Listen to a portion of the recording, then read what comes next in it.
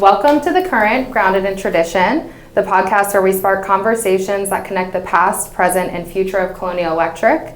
I'm your host, Jamie Tracy, along with my co-host, Executive Chairman Travis Katski. Hello. And today we have a really special guest that I'm so excited to be interviewing, the Queen of Colonial Electric herself, Jo Ann Katski, a founding member, current Vice President, and Travis's mom. So, Thank you. welcome. Thank you very much. So thank you for joining us. All right. So our first topic today is going to be, who is Jo Ann? Okay, So first of all, we want to know, how was your winter in Florida?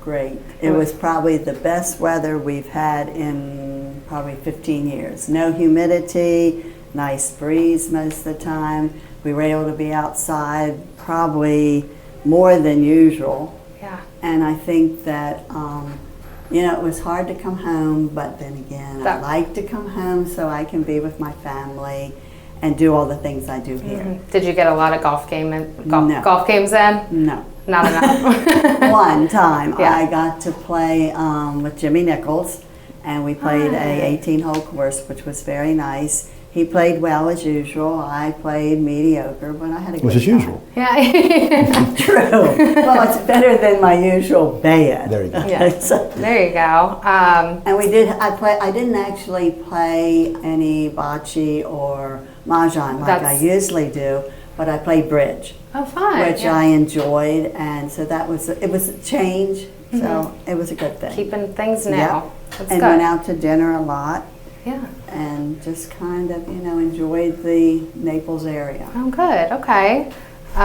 So to get into a little about who you are, where were you born and raised? Actually, I was born in University Hospital in Baltimore City. Okay. So just on the street. Yeah, and my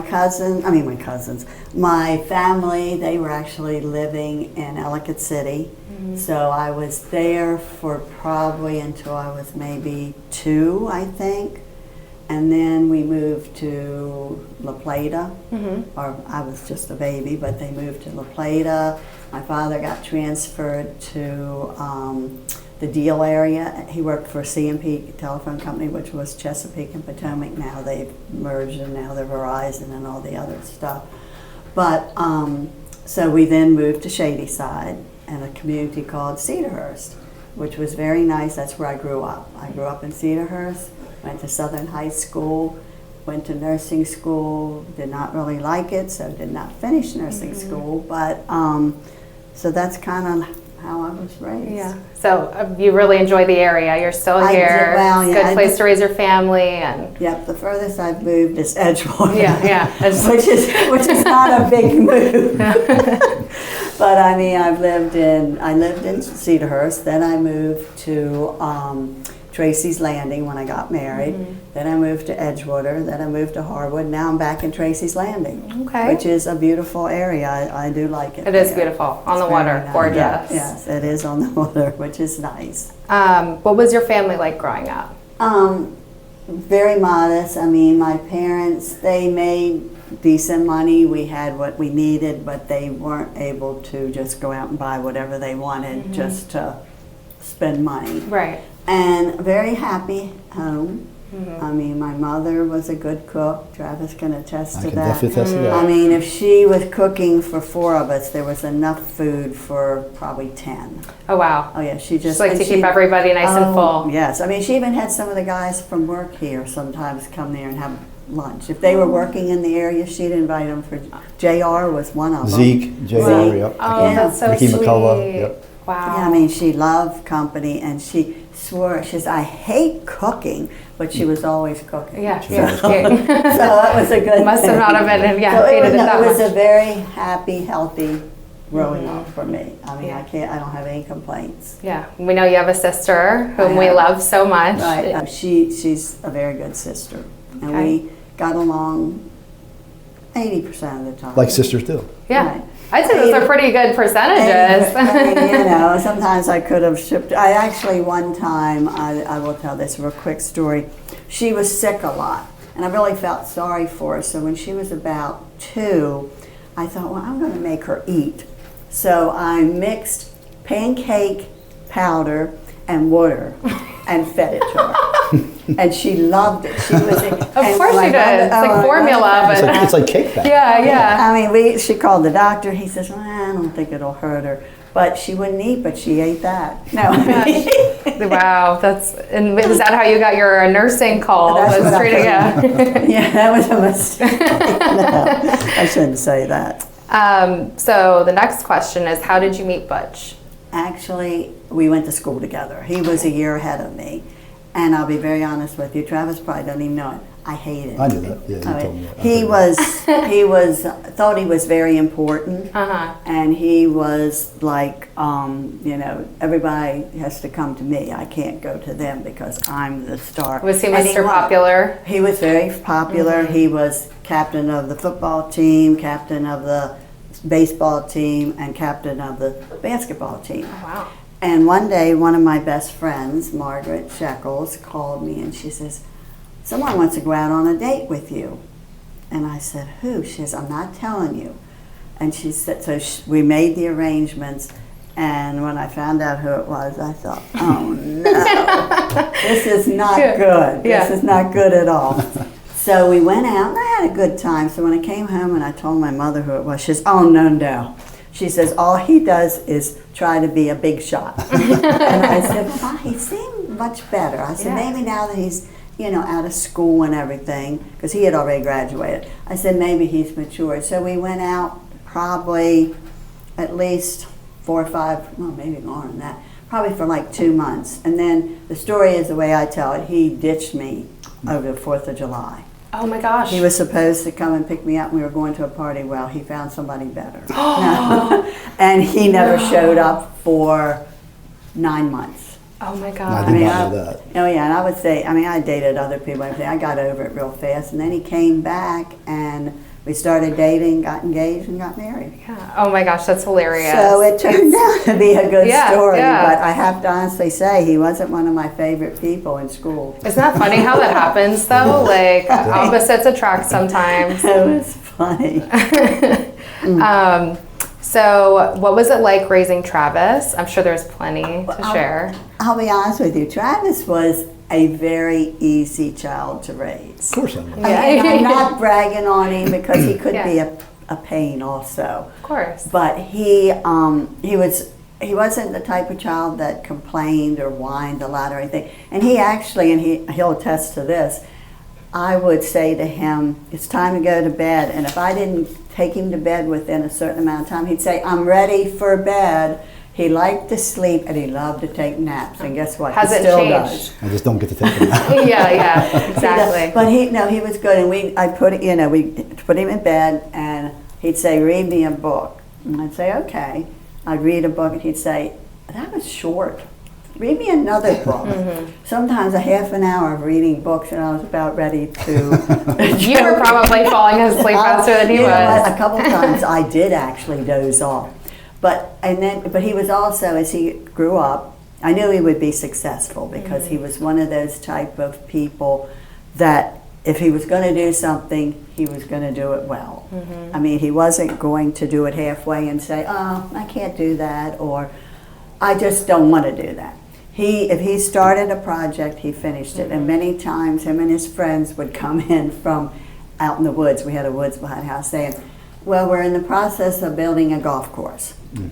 Yeah, Oh, now this week we're going to put little rivers through, or streams, or whatever they call them, to make it look like a what did you call it? Not a jungle. Maybe it was a forest, a rainforest. Safari. Oh, a safari. Yeah.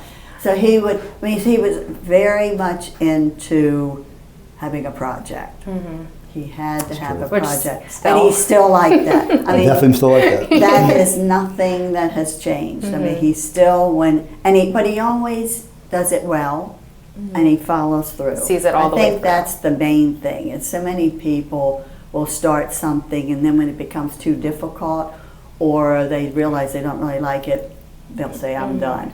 But even if he didn't like what he was doing, he would finish it. Yeah. Sometimes you gotta do stuff you don't like. Exactly. And we lived in a neighborhood, we lived in Gingerville, and it was really nice because he had a lot of playmates. I mean, being he was an only child, he still had the experience of being with other children a lot. I mean, we had people over the house. He would go over other people's houses.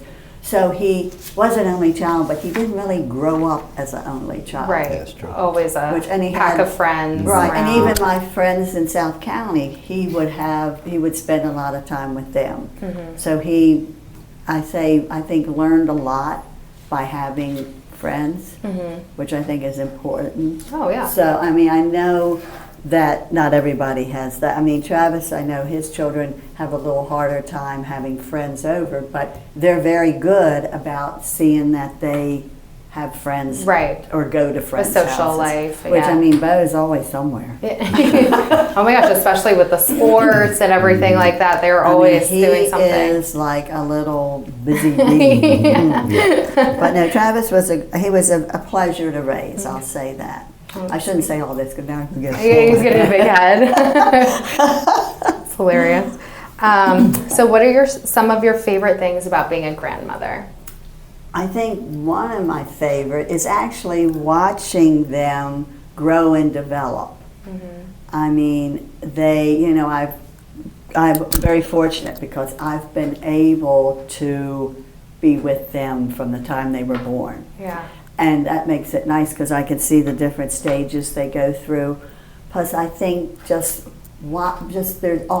one of them's a different personality, and that's for kind sure. of Yeah. nice too because you can associate different things with them. And when, like with Wyatt and I probably in spurts do things together.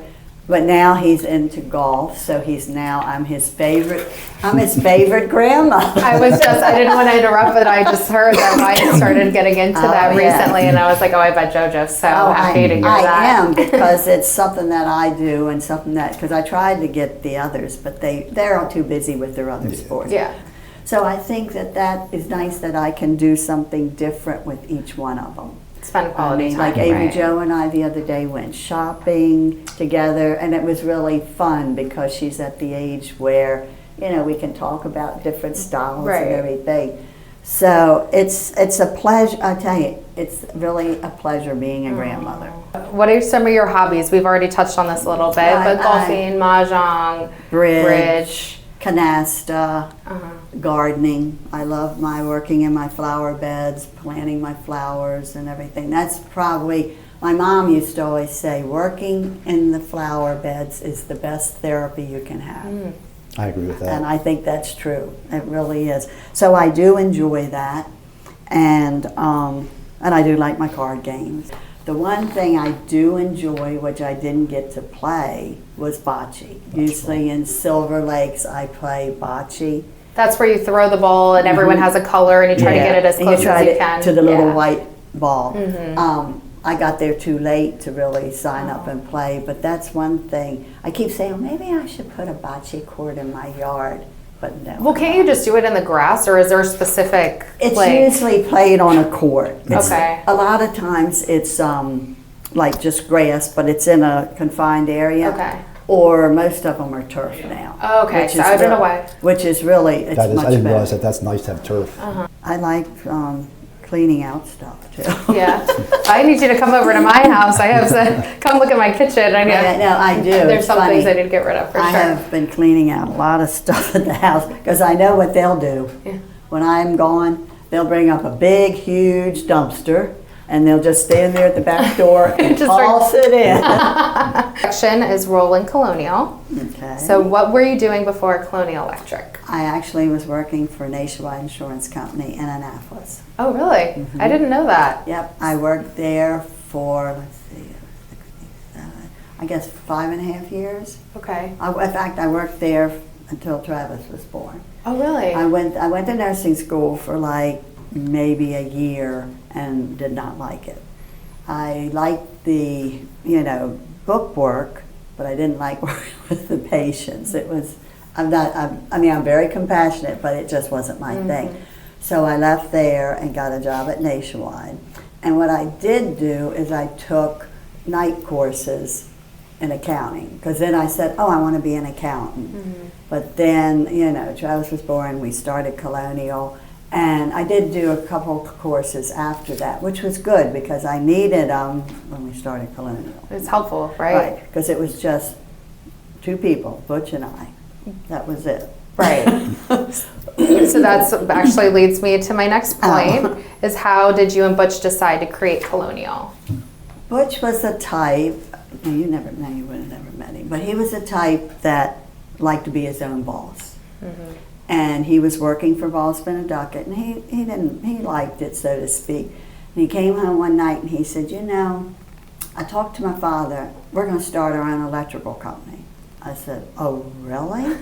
How are you going to do this? You know, I didn't know anything about this. He says, well, you know, my father started his. He'll help us. I said, well, you know what? I don't know. This is not good. Mm-hmm. So he kind of dropped it for a week, and then he started on it heavy. I really want to do this. I'm tired of working at Ballsman Duckett. They're good to work for, but I want to be my own boss. I want to be able to do things the way I want to do it. So he talked to his father, and it was fortunate that his father was into boating, sailboating. I do believe that boating in general and golf, you make a lot of contacts for work, mm-hmm. and that's how you get a lot of jobs, and you learn a lot of different things. But anyway, he met this guy named Mike Bella. And he was a manager, one of the project managers for Levitt & Sons. And Clayton, I don't know how he did it, talked Mike into giving us houses over when they were doing over in Bowie. They were building all these homes over. Oh, wow.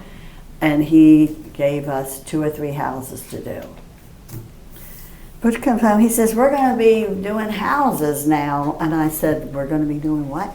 He said, I've quit my job. He'd quit his job. Clayton was still working for a electrical contractor over in Mitchellville, Drake Electric.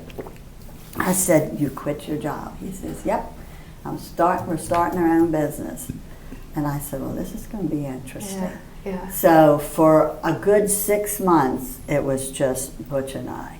He would come home and, I'd be at work, and when I'd come home, he'd be working on plans, figuring out fixtures and stuff. Then it got to the point where he was doing work and I was figuring the fixtures and the plates, mm-hmm. and I was doing all the, whatever you call it, I can't even think of the name of it now. Takeoff. I was doing all the takeoffs. We went and wired one house. I actually was helping wire it. I was helping Butch pull the wire. I wish I could have seen that. Yeah, I know. I'm like, this is amazing. I was a lot younger. Yeah. I never started, but I'd love to see that. Me too. And I was putting in, switching and plugging. I was doing all the trim out. And we finished our first house, and we got, our first draw, and everything was going pretty good. And we had been thinking about having a child before Butch said he was going to quit work. Right. But we hadn't really, thought too much about it. And sure enough, I got pregnant, and I was like, I kept doing all this. I was actually the accounts receivable person. I was the accounts payable. I was everything. Right. And I said to Butch, I said, well, now that I'm pregnant, I can't go to these houses and bend down and do all this. I said, you're going to have to hire somebody. So he ran an ad. Oh my God, this is so funny. He ran an ad in the paper, and we got a phone call from this guy, could hardly speak English, but he said, I'm a good worker, I can do the work. So Butch says, well, we'll meet you, and he told him the house to go to, because it was the next one to start wiring. We go there, and here are these, I think, if I remember correctly, I think they were from Jamaica. Okay. And they're laying on the ground, one smoking like a maniac, and the other was drinking. And I looked at Butch, I said, this is not going to work. I said, you can't. I said, I don't even know if you should get out of the car, because, I don't know what's going to happen. Right. So Butch gets out, and he goes there and starts talking to him. One did not speak any English So there was at all. 2 of them. 2 of them. Okay. They did not speak any English at all. It was Ray and, what was his name? Ray and Jo Davies. Ray and Jo Davies. That was their names. They were brothers. Mm-hmm. And so Butch talked to him. He says, yeah. And they went in, looked at the house. He asked them what they could do and how much they knew and everything. He said the one, did all the talking. He said they seem like they're going to be okay. So Butch hired them. Your first employees. First employees. And I'm thinking this is going to be not good. But Actually, they were fantastic. They were quick, they knew what they were doing, and they worked, they did all the Levitt houses with us. Then we hired a couple other people, I won't use names, but we hired like maybe 4 or 5 other people. And I stopped going out on the job sites. I wasn't doing any of that because Travis had been born by then, and I'd quit Nationwide, but I was still taking off plans and figuring things. Doing the office work. And doing all the office work. And then we grew to the point where they gave us more houses, and then we were doing great work, because then U.S. Homes, they were down there at Heritage Harbor, they contacted us about doing work. So Clayton quit his job, and he came to work, and we we rented space on West Street, 1919B West Street. And that's where we actually had our first office. I mean, I guess you could say our first office was Tracy's Landing, but anyway, Joe and Ray were still there for a while, and then all of a sudden one Friday they came, picked up their paychecks, and we never saw them again. Oh my gosh. How long were they with? Oh, they were with us probably for 3 or 4 years. Oh wow. So they just, I don't know whether they went back home or I don't know. We never heard from them. I mean, I think Butch tried to call them, but just never got any response. So we never. How many people did you have other than them? Okay, at that time? We probably had. I know this is going to sound weird. At one time, when we first, probably after about 5 years, 10 years, we probably had 140 employees. Oh my gosh. We did. That's insane. You guys took it off so fast. We did. Well, it was a good time because there was all these track houses they were building. And that's what we got into. That was our specialty. I mean, we never did anything like apartment buildings or anything like that. We strictly were doing track houses. And that was a big thing back in that era.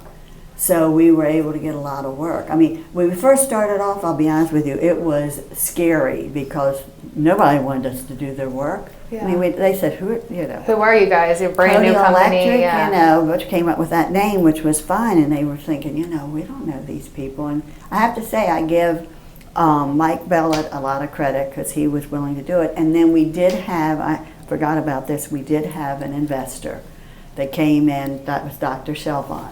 See, I don't remember. I don't remember him. He's the one that the Bonnie V. I see. He actually came in and gave us, which sounds like nothing, gave us $5,000. And it was like, wow, $5,000. That's like 50 payrolls and material and everything. But it was hard at first because nobody wanted to buy. We couldn't get any credit at any of the warehouses, the supply houses, because they said you don't have any credit. We can't give you anything. But luckily it all worked out, and then then we kind of scaled back in the late 80s, because that's when everything kind of took a turn down. So we scaled back, and we probably went back down to like maybe 60 men. We kind of gradually, because the work was still there, but it wasn't as easy to get it.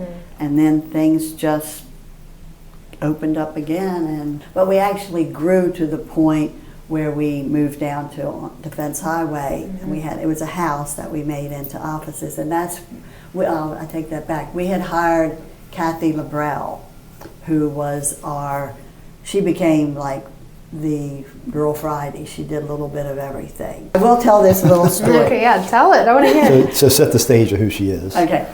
Susan is actually Clayton's daughter, Travis's aunt, my sister-in-law. Okay. And Butch's sister. Butch's sister. She decided to come to work for us. She was married, and her husband was midshipman, and he was out on a ship, so she had all this free time. So she's working there, and you know how, I don't know if they do it that much anymore, but in order to get you to buy like paper or pens or something other, they'd offer you a bonus of like maybe a toaster or something like that. Right. And Susan was very much into this. So one day I happened to be there. I was at work, and here comes this tractor trailer, which was not unusual because they'd come and bring material and everything. And the guy comes in and he says, where can I put this paper? And I said, paper? He says, yeah, copy paper.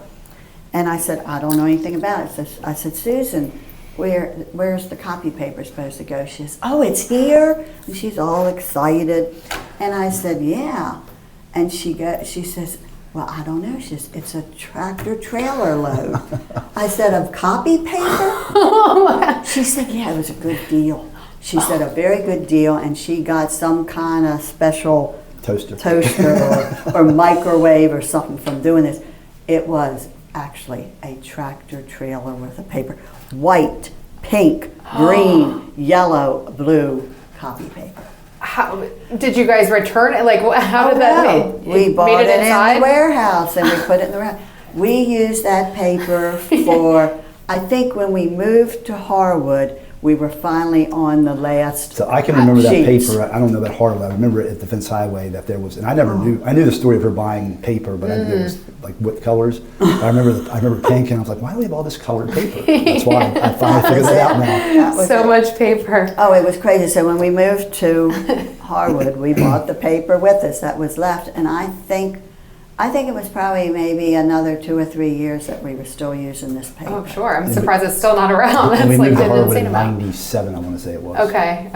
Yeah, that's probably, yeah. So all that time from like, say 1973, 74 till then, we had copy paper. Oh my gosh, that's amazing. And when they were bringing it in, I kept thinking, oh my God, what are we going to do with all this paper? But then shortly after that, her husband came back and they were transferred to, I think it was Virginia Beach. Oh, you're right. And so we hired a girl to answer the phone because I was like in and out then because Travis was involved in things, you know, in nursery school and all that. So I actually wasn't involved for that period of time. It was probably a period of time for about maybe 4 years that I was, whenever they needed me, like if Kathy was out sick, I'd go in and fill in, or she was on vacation, or the other girl, Carol. Carol was not, she stayed until we moved to Defense Highway, and then she left. And she was part-time, only 3 days a week. And then I came back working more or less full-time. Then Butch got the great idea to start a garden center, which I loved, but I didn't realize how much work it was. So we had a garden center. We were on Defense Highway where Best Buy is. That's where our office actually was. And behind our office was our garden center. What is a garden center? Like Homestead. Oh, We were I didn't know we that. were Homestead Junior. No. Really? I didn't know that. So how long did you guys have that? And what was it called? It was called D&J's Garden Center because Okay. another couple went in with us. Oh, cool. And we had it, oh gosh, I guess for about 5 years. Was that long? I think it Wow. was. The biggest problem was that, well, I shouldn't say a problem, but the thing that was bad for me is that a lot of the people that came that were our customers were from Heritage Harbor, and they were older people, and I wasn't that old, but I wasn't that young, and they didn't think twice of saying, well, can you load that tree in my car, or can you carry all these things? And then it got so we got into planning stuff, which Jimmy Nichols did a lot of that. And that, well, you never worked there, did I did. you? So I have some great memories of that place. Oh, wait a minute, you helped when we went down to the Volkswagen place. What was that guy? Ray Stevens. When we did his, we used to always do his flower beds every year. Oh, wow. Yeah. And I remember we had Christmas trees. That's the Christmas part you season, did, yes. And we had a little shed. In Yeah. the shed we had Yeah. ornaments and roping and wreaths and stuff like that. And the Christmas trees with you pull it through the netting to get it so you put it in the truck. And I can remember loading the Christmas trees. And it was fun.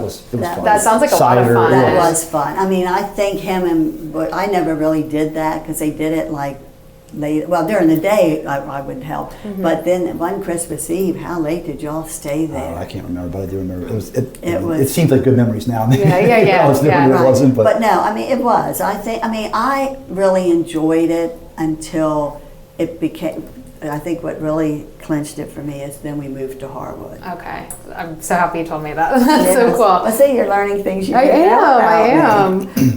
That's why it's so fun doing these things too, though. But when I was talking to Al, we talked about softball and how the colors became the colors that we are today. And it's like, I mean, you really just don't know all this background information without talking to you guys. Softball was Colonial, that was a big thing in Colonial. Yeah, that's what I learned. Yep, yeah. What would you say is the biggest difference between Colonial now and Colonial in its biggest beginning stages? Sorry. The biggest difference is now there's so much compliance rules. I mean, back when we started, I mean, I had many times one of the men come in and they'd put their arm around me and say, hey, how's your day going? Or, you know, how's everything? Now, if you do that, it's not good. And I'm not saying that was a good thing, but I think there's no real, people aren't as personal with each other as they used to be. Yeah. And I think it's kind of sad because I even in schools, you know, my mom, one of the reasons she quit being a teacher's aide is because she said, you know, when a little kid's sitting over there crying or upset, she'd go up and put their arm around them and pat them on the back or something. She said when it got to the point that one of the principal or whoever it was saw her, you know, doing that, said, oh, no, you can't, leave her alone, you can't do that. Yeah. And she says, when you can't be helpful to students or try to make them feel better, I'm done. So she actually retired there. Well, it's sad that so many people ruin just basic humanity, like being able to do those kind of things. Compassion. Right. Yeah, exactly. So I think all these compliance rules with insurance and just in general, I mean, like how we have to report hours and everything to a system to make sure that we're not people aren't cheating on their hours or not paying them the correct amount. Sure. And I know that's important, but I think it's a thing where it's changed the whole atmosphere of how a company runs or how the employees are treated. I mean, I think we as a company still have very much of a family style company. Oh, for sure. Yeah. But, you know, as the years go on, it'll probably change a lot, unfortunately, just because of the different rules. It's a different corporate world, yeah. It is. I mean, it's definitely a world where they don't want any personal contact. So to get kind of deep here, how did you feel when Travis decided to work at Colonial full time? I thought that was when I high was school.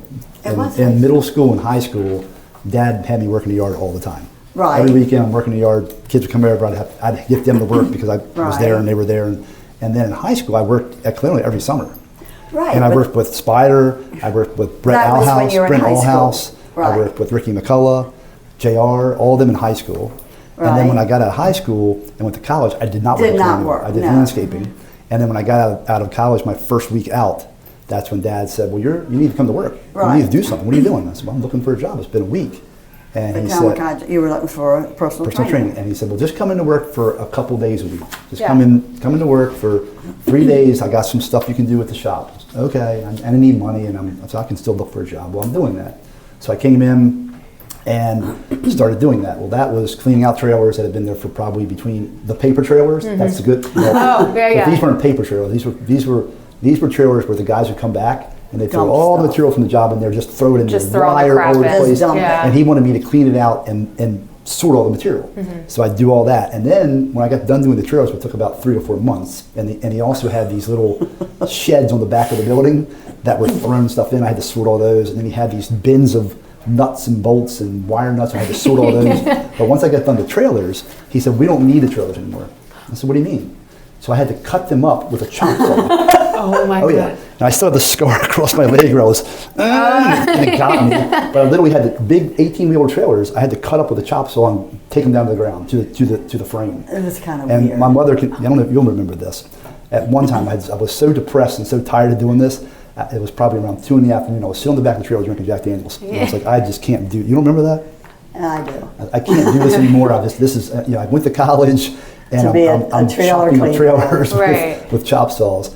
And then that's when Al was like, well, why don't you bring him in and let him do some purchasing and some takeoff and a couple things, and we can send him out to jobs every once in a while. So that's when that started, and that's when Al had what we call the talk. Right. And that's leading That's into it. where. Yes. Where, right. But that's what That's it was. I was thinking that was when you got out of college. No, But well, that it was. in It high was school. so. Right, but I mean, when you worked for Spider and Spider tried to kill you. Well, so my work for Spider, that was in high school. It Right.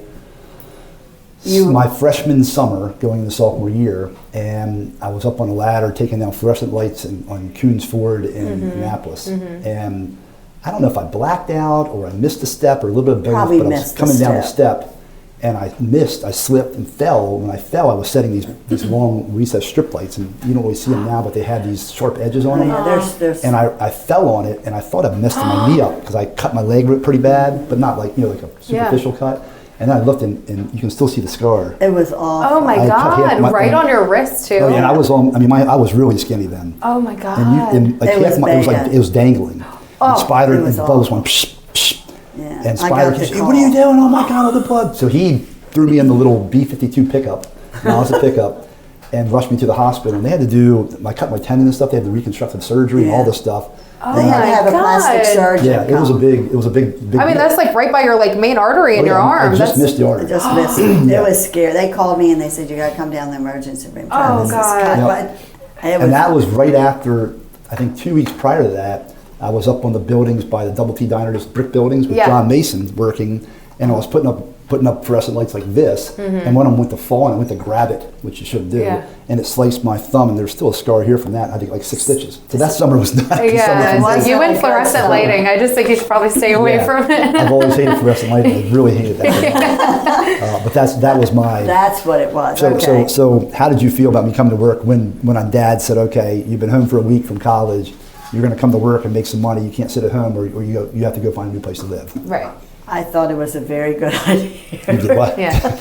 Well, because I knew he wasn't going to be a personal trainer because that was not the era for it. I mean, 5 years later, everybody wanted to be a personal trainer, and you could get a job. But actually, he was 5 years before the time period for personal trainers. Gotcha. And I knew he had to do something. And I guess maybe I was hoping that he would eventually come and work for Colonial Electric. See, I did not know this. But this is news to me. What, I the always personal thought she was training? against me working for Colonial. Oh, really? Now, Yeah. I figured it That's what you told me, at least. Well, because I Maybe didn't, right, because I didn't reverse want to make- psychology. 'cause, wait a minute, I knew Travis. If he thought that I thought he should come here, he would do it.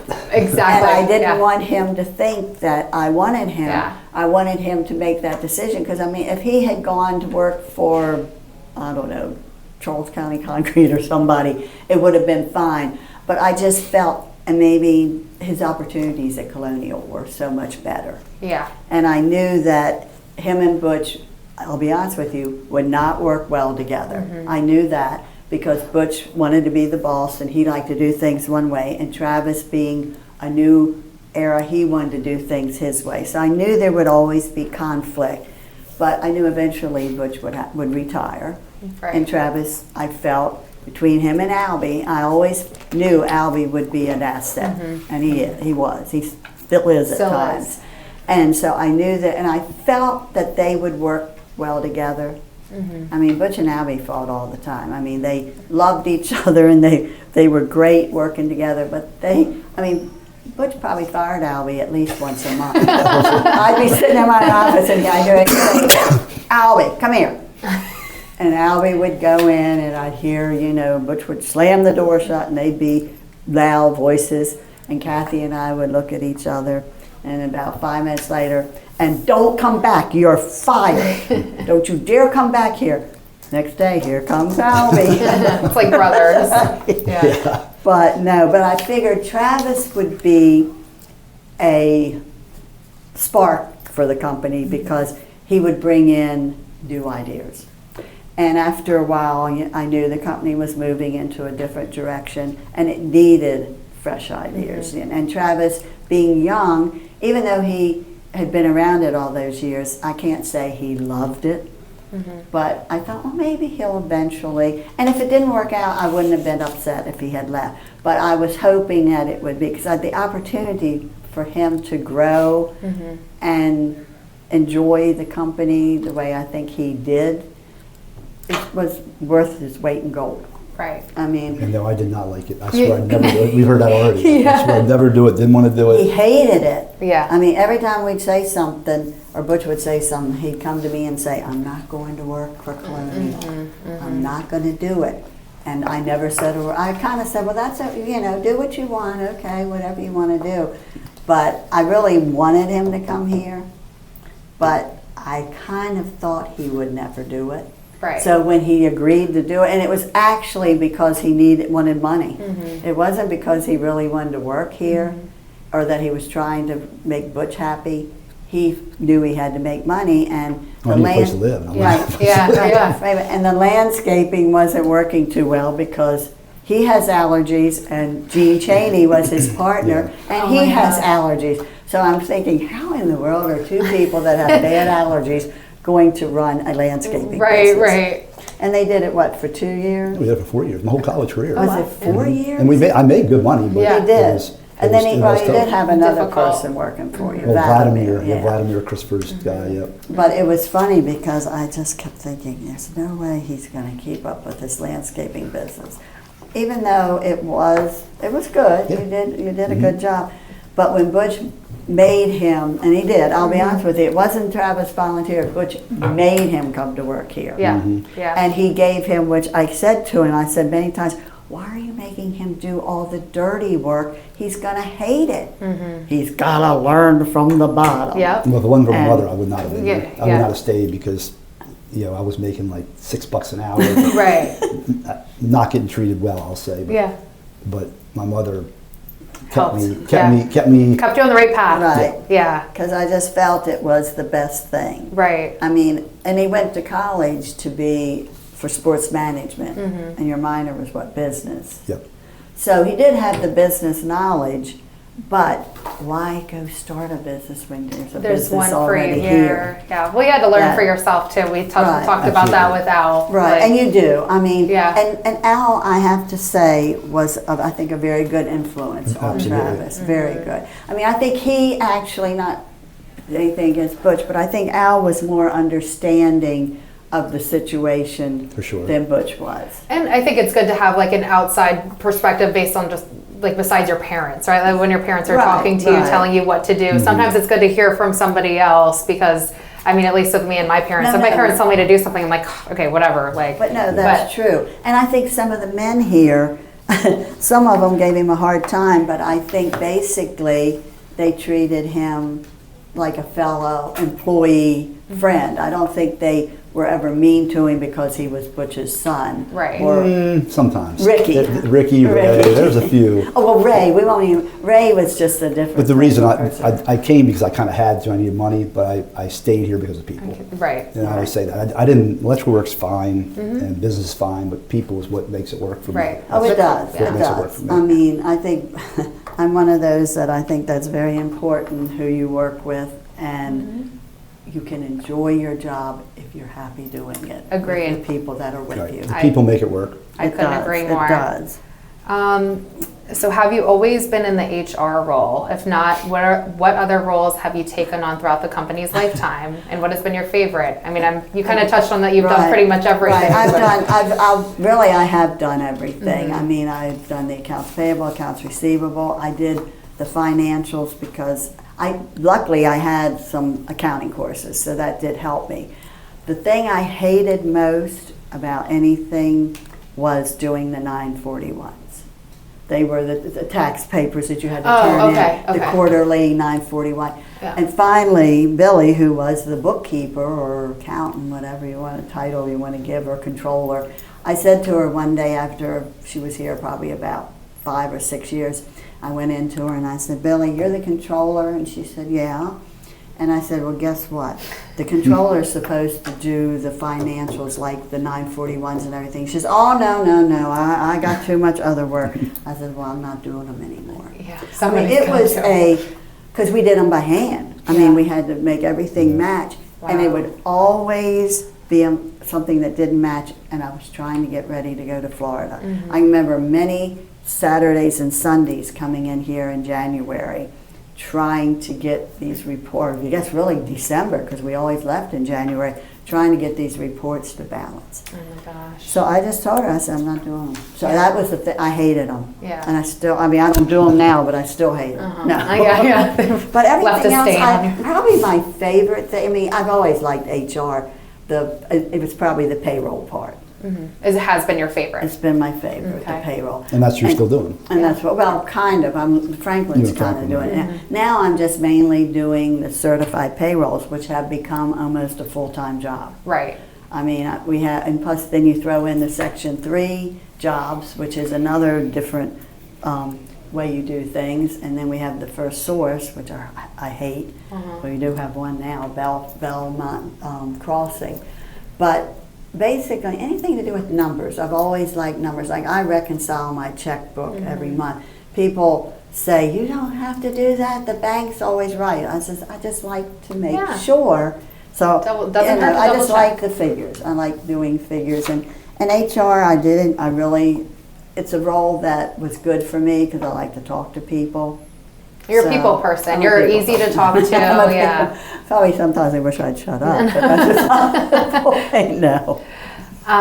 Is there anyone who started as a coworker and ended up being a lifelong friend? Well, Albie. Albie has always been, I would say, a coworker, a friend outside of work, and now he's a very good friend in Florida. Yeah, you all spend a lot of time together. We you and spend a Jackie lot of and time. Albie. We did. We Oh, we good. go out to dinner at least once or twice a week.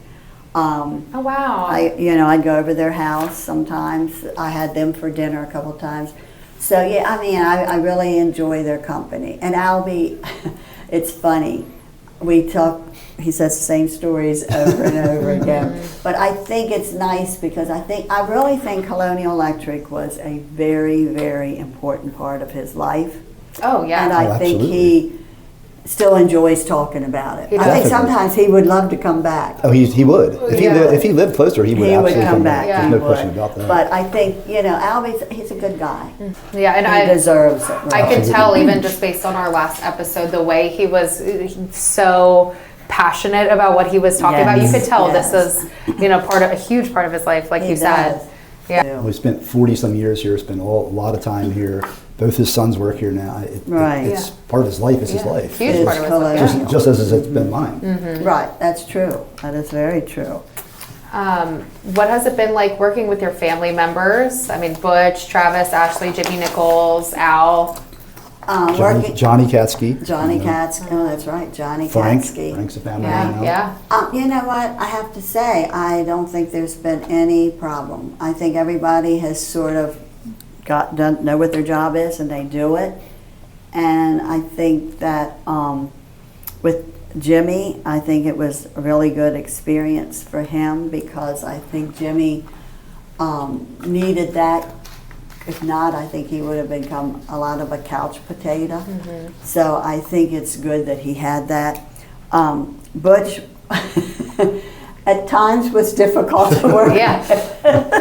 I mean, imagine. it's terrible. I shouldn't say that. It's true, But, though. but Yeah. Butch was in other words, his statement in life, and his mother hated it, was, "It's my way or the highway." Yeah, that's true. And actually, one of our neighbors made a sign and gave it to him. Oh my gosh. But unfortunately, I have to say, he passed away before Gilbert could give it to him. So he gave it to me, he says, and we hung it in the garage. Oh, But yeah. Butch liked to do things his way. So sometimes when I would make a suggestion, he'd say, "No, we're not doing that." And then maybe a month later, guess what?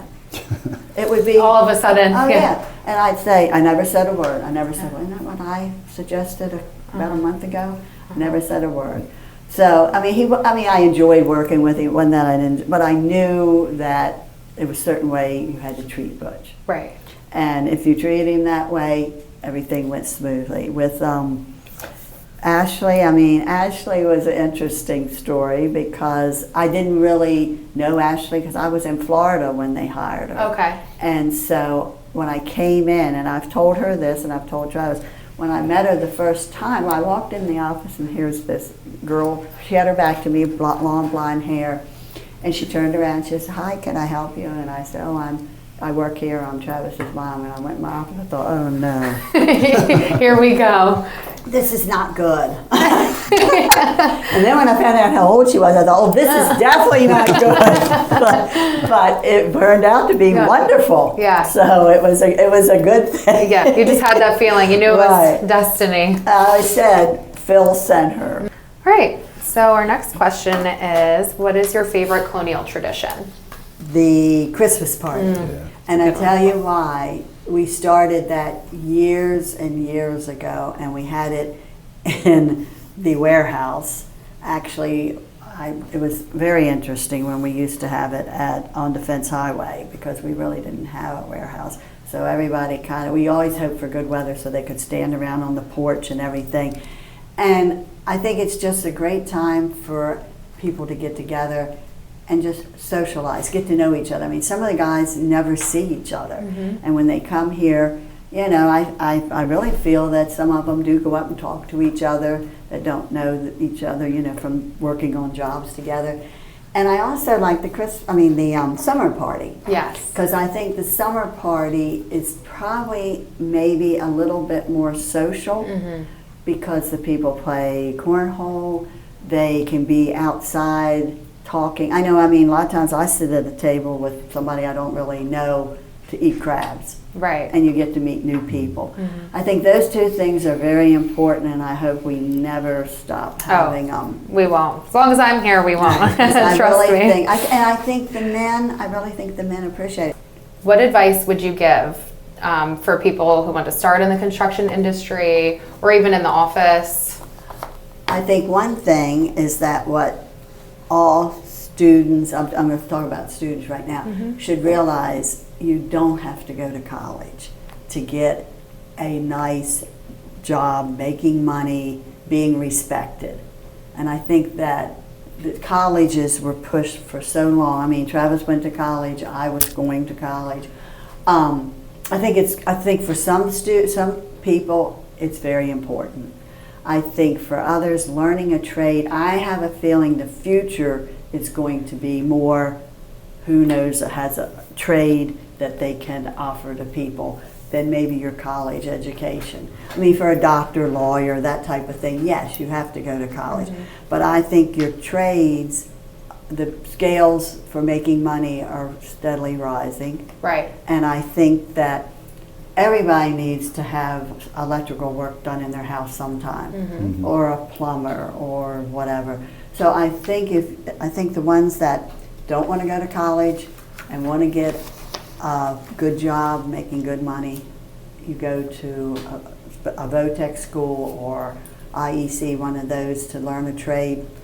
I think it's the best thing.